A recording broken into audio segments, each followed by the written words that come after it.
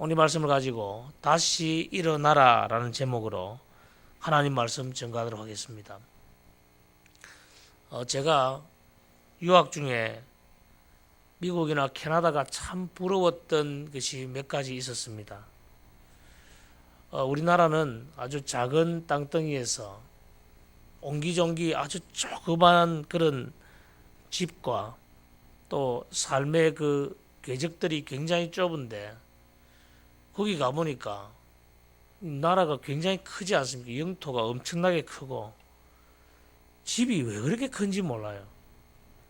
우리나라에 있을 때 가끔씩 야, 이 부잣집이다 하면 넓은 정원을 가진 집을 바깥쪽에서 담도 높고 대문도 커서 잘 들여다 보이지도 않는데 살짝 이렇게 보던 야, 문이 열리면 빼꼼히 들여다 보이던 그런 저택을 보면서 이거 참 부잣집 크다 했는데 그 가보니까 대부분 집들이 다 크고 집 앞에 넓은 공원이 넓은 이 을이 있어요. 거기에 얼마나 잔디밭도 넓은 집들이 있는지 야, 이 집들이 이렇게 다 커서 이렇게 많은 사람들이 부자로 살면은 이 나라가 야, 어떻게 가난한 사람들 어떻게 살까? 뭐 그런 생각도 많이 해보고 공원을 가보면 공원이 얼마나 큽니까? 우리나라 공원들은 뭐 한 몇 시간 돌면은 다 보이지만은 거기는 뭐 아무리 돌아도 공원이 워낙 크고 그러면서 그들의 문화를 보니까 처음에 다 좋아 보이고 너무 괜찮아 보이고 질서를 얼마나 잘 지키는지 사람들이 잘 살아서 그런지 여유가 있잖아요.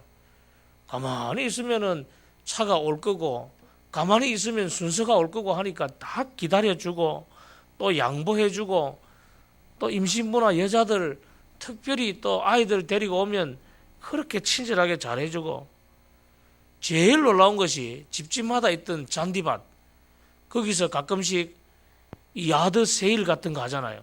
그러면 가서 자기들이 그 쓰던 물건 그거 한번 사볼 거라고 또 가라지 세일해서 창고 세일 이런 거 하면은 그때 그 집을 한번 들여다 볼 수 있는 그런 기간에 야, 참 좋다. 처음에 막 부러웠던 그런 기억이 납니다. 그러다가 한 조금 지나니까 아기자기한 우리나라가 막 그리운 거 있잖아요. 여행을 해도 호수가 얼마나 큰지 몇 시간을 가도 끝없는 호수, 몇 시간을 가도 끝없는 그 넓은 평원, 이 뭐 너무 지루한 겁니다. 지루하게 이 아직까지 평원이가 한 10시간을 달렸는데도 계속되는 그런 평원을 보면서 아직까지 여긴가. 그러다가 우리나라가 그리워졌어요. 조금 지나면 산이 나오고 또 집이 나오고 뭐 강이 나오고 우리나라 얼마나 아기자기합니까? 서울에서 목포까지 또 서울에서 부산까지 또 강릉까지 이렇게 가다 보면 거기 고비고비마다 다른 자연 고속도로 달리면서 단풍 구경 다 하잖아요. 그런 좋은 나라 막 그리워지는 거예요. 내가 처음에 왜 이 나라가 그리웠나 그 부러워했던 이유를 가만히 생각해 보니까 우리에게 있는 것이 얼마나 소중한지 잘 못 느낄 때 그럴 때 다른 것이 막 부러워 보이잖아요. 외국인들은 우리나라에 와서 아기자기한 그 자연을 부러워하는데 우리는 그 넓은 평야, 넓은 호수 그런 큰 영토를 부러워하는 그것은 우리에게 없는 것을 부러워하는 거예요. 그런 우리의 것이 우리에게 가장 적합하고 소중한 것 아닙니까? 여러분 우리나라가 우리에게 딱 맞다니까요. 저는 우리가 가지고 있는 것 그것이 우리에게 딱 맞고 좋은 거라고 그런 생각을 해봅니다. 오늘 말씀해 보니까 솔로몬은 악인의 형통을 부러워하지 말고 지혜로운 자라가 되라고 우리에게 말씀합니다. 지혜는 우리의 인생을 바르게 건축하고 교회를 견고하게 만들고 하나님의 나라를 세워갈 수 있습니다. 그러면서 우리에게 다시 일어나라 라는 말씀을 주는데 그러기 위해서 몇 가지 중요한 지침들을 제공해 줍니다. 제일 먼저 하나님을 신뢰하라. 세상의 많은 사람들은 악인들의 형통을 부러워합니다. 저 사람 저렇게 해도 잘 사는구나. 야, 저 사람 저렇게 해도 인생이 잘 풀리는데 그렇게 부러워하죠. 그러나 솔로몬은 당당하게 말합니다. 악인들을 부러워하지 말고 심지어 악인들과 함께 있지도 말라. 여러분, 악인들과 함께 교제도 하지 말고 그들과 같이 있지도 말라. 우리에게 아주 중요한 이야기를 하죠. 여러분, 지금 혹시 자신을 부럽게 하는 뭔가 있습니까? 자신이 부러워하는 사람들, 어떤 사람들을 부러워하고 있습니까? 믿음이 없는 사람들, 인간의 지혜에만 의존하는 사람들은 우선은 성공하는 것 같습니다. 그래서 많은 사람들의 부러움의 대상이 됩니다. 그러나 그들의 마음의 강포, 그 입술의 꾀는 결국 사람들을 멸망으로 이끕니다. 그냥 당장은 부러워 보이고 당장은 좋아 보이도 결국은 멸망의 길로 가게 된다는 겁니다. 그들의 지혜보다, 아니 우리에게 주신 우리의 지혜, 하나님이 우리에게 주신 그 지혜보다는 악인의 형통을 부러워하고 악인들의 삶을 나누기보다는 인간의 성공과 실패를 최종적으로 주관하시는 하나님을 신뢰하라. 그것이 오늘 말씀이 우리에게 주는 교훈입니다. 하나님을 신뢰하기 위해서는 저는 참 중요하고 간단한 지침이 하나 있다고 생각하는데, 그것은 우리의 교제권을 바르게 하는 겁니다. 여러분, 누구와 교제하고 누구와 만나고 누구와 사귀는 것은 대단히 중요합니다. 내 주변의 사람들을 한번 돌아보시기 바랍니다. 주변의 사람이 믿음의 삶을 나누는 사람이 되어야 됩니다. 그럴 때 우리의 교제권은 하나님을 신뢰하는 방향으로 주어집니다. 내가 어떤 문제가 있어서 제일 먼저 물어볼 때 그 사람이 하나님께 기도하세요. 이거 목사님께 한번 기도를 부탁해 봅시다. 그런 사람이 있으면은 믿음의 삶을 걸어가기에 훨씬 쉬워요. 그러나 내가 고민이 있고 내가 염려가 있을 때, 그럼 한잔 하자. 우리 밖에 가서 나이트 가서 한번 흔들어 버리자. 그러면 그건 바로 우리를 망하게 만드는 길이죠. 여러분, 교제권이 대단히 중요합니다. 누구와 만나고 누구와 이야기하고 누구와 교제하느냐에 따라서 우리가 하나님을 신뢰하느냐 신뢰하지 않느냐, 그 부분도 결정된다는 것을 아시고 언제나 내 교제권에 신경을 쓰시고 정말 믿음의 사람들과 교제하시고 믿음의 사람들과 함께 만나는 만남의 축복이 넘치고 그렇게 해서 하나님을 신뢰하는 저와 여러분 되시기를 바랍니다.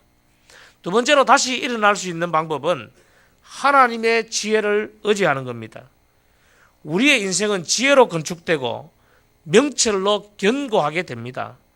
여러분, 우리가 싸울 때요, 싸움에서는 힘과 무기가 중요한 것이 아니라 치략이 이기게 한다고 6절 말씀이 이야기합니다. 너는 전략으로 싸우라. 승리는 치략이 많음에 있느니라. 다윗과 골리앗의 전투를 보세요. 힘에 있어서, 키에 있어서, 무기에 있어서 다윗은 상대가 안 됩니다. 그러나 그렇게 큰 거인을 치략으로 이겨내지 않습니까? 그 물맷돌을 가지고 와서 그 치략으로 간단하게 이깁니다. 기드온의 300용사를 보면 무기도 없습니다. 횃불, 항아리, 나팔, 그것 가지고 미디안 동방의 연합군을 13만 5천 명이나 되는 그 적을 이겨내잖아요. 저는 그런 모습을 볼 때마다 이것이 우리의 나라의 역사에도 이루어지는 것, 이게 얼마나 많은지. 여러분, 얼지문덕의 살수대첩을 보면 그 수나라의 130만의 대군을 이겨낸다니까요. 지략으로 이겨낸다니까요. 그런데 그 지혜롭게 하는 지략이 어디서 오는가?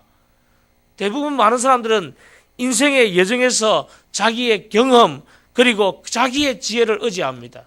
여러분, 사람의 지혜, 사람의 경험은 그거 얼마 되지 않습니다. 내가 경험했던 것, 그것만 믿고 있으면 아무것도 아니라는 거예요. 그러나 하나님의 지혜를 의지하면 전능하신 하나님, 전지하신 하나님, 그 하나님의 지혜를 의지하면 우리가 정말 지혜롭게 살아갈 수 있습니다. 저는 오늘 말씀 중에서 너무 마음에 드는 것이 지혜로운 사람은 7번 넘어져도 다시 일어날 수 있다는 거예요. 오뚜기처럼 일어난다는 겁니다. 넘어져도 또 일어납니다. 왜? 지혜로움이 있기 때문에. 하나님과 그 지혜 가운데 있는 사람은 장래와 소망이 있고 넘어져도 다시 일어날 수 있습니다. 일시적인 좌절, 실패에 낙심해하지 말고 거기에 연연해하지 말고 하나님의 지혜를 의지하세요. 하나님의 지혜는 우리를 다시 일어나게 만들고 우리를 승리할 수 있는 길로 인도하는 것입니다. 마지막 세 번째로 다시 일어날 수 있는 방법은 하나님의 도움을 구하는 겁니다. 비슷비슷한 말을 반복하는 것 같지만은 굉장히 중요한 말입니다. 오늘 본문 12절에 보니까 하나님을 어떻게 표현하냐면 우리의 마음을 저울질하는 분, 우리의 영혼을 지키시는 분으로 표현합니다. 하나님은 우리의 중심을 보시고 우리의 마음의 생각까지 다 감찰하시는 분입니다. 우리 마음이 어떠한지, 무슨 생각을 하고 있는지 다 아시는 하나님이죠. 하나님은 사람의 마음과 영혼을 지키시는 분입니다. 그래서 참으로 하나님을 사랑하고 하나님의 도우심을 구할 때에 그 사람을 도와주신다니까요. 저는 복음병원을 만드신 장기려 박사님, 그분의 일화를 잊을 수가 없어요. 그 북측에 있는 그 아내를 그리워하면서 평생 혼자 그냥 장가도 안 가고 다시 결혼도 안 하고 기다렸잖아요. 북쪽에 있는 사모님은 결혼하셨다니까요.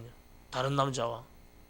그런데 그렇게 결혼도 안 하고 신실하게 사신 그분요, 만나보면 말도 잘 못해요. 말도 어눌하고 말도 잘 못하는데 그분이 우리나라의 의료보험을 먼저 만들었던, 의료보험의 효시를 만들었던 그 가난한 분들을 위하여 청십자 보험을 해서 그거 만들어가지고 그렇게 해서 우리나라 전국적으로 의료보험이 됐잖아요. 그분이 병원을 하면 늘 아침 저녁으로 돌아보면서 기도해 주시고 가난한 사람을 늘 생각하시고 본인은 병원에 위에 있는 옥탑방에서 거기서 기거하시면서 마지막까지 생을 마감하신 그분, 저는 그분이 너무너무 존경스러운 이유가 뭐냐니까 가끔 가다가 병원에서 입원해서 진료비가 없잖아요. 치료비가 없잖아요. 그러면 그 사람들 살짝 불러 이럽니다. 병원 뒷문으로 토끼세요. 토끼라고 말합니다. 토끼라고. 그분 때문에 많은 분들이 병원에 진료비를 안 내고 토꼈어요. 손해도 많이 보게 만들었지만은 늘 가난한 분들을 생각하는 그 마음이 얼마나 아름답습니까? 그러나 그가 간증하는 내용 속에서 늘 하나님이 나를 도와주셨다. 하나님이 나를 도와주셨다. 하나님의 도우심을 구하면 하나님이 그 인생을 도우십니다. 하나님이 주시는 지혜는 우리의 몸에 유익을 주는 꿀과 송이꿀입니다. 하나님의 말씀을 통해서 지혜를 얻고 그것이 주는 유익을 구하시기 바랍니다. 무조건 하나님의 도우심을 구하세요. 저는 우리 아이들을 하나님의 손에 맡기면서 하나님 도와주십시오. 정말 이제 초등학교 공부를 가르치기도 힘들더라고요. 저는 한때 공부를 잘했습니다. 그런데 지금은 초등학교 아이들 공부 가르치는 거 힘들어요. 아이들 앞에서 바보 같으라니까요. 누구에게 도움을 구해야 됩니까? 내가 가르칠 수 없잖아요. 하나님의 도우심을 구하고 우리 아이들을 하나님이 도와주시는 것 외에는 더 좋은 방법이 없잖아요. 하나님의 지혜를 의지하는 겁니다. 하나님, 우리 아이들이 마지막까지 하나님의 지혜를 의지하고 하나님께서 그들의 걸음을 인도해 주십시오. 또 하나님을 신뢰하는 겁니다. 우리 아이들이 제일 중요한 것이 그 교재권 아닙니까? 옛날 대학교에 딱 보내놓으니까 열심히 공부해서 이제 대학 보내놨다고, 좋은 대학 갔다고 마음 팍 놓았다가 6개월 만에 구속되는 아이들 얼마나 많았어요. 우리 친구들이, 그런 친구들이 너무 많아요. 대표적으로 해운대구에 나와 있는 하태경 의원, 정말 저는 고등학교 때마다 전국 수학 경시대회 1등하고 세계 수학 경시대회에 나가서 2등하고 그때 우리한테 스트레스를 엄청나게 주던 그런 사람이었어요. 그러나 서울대학 가자마자 주사파가 되어가지고 감옥에 들어가고 그러다가 지금은 국회의원 돼 있지만은, 여러분, 우리가 어떤 사람을 만나고 어떤 교제권을 가지는가 대단히 중요합니다.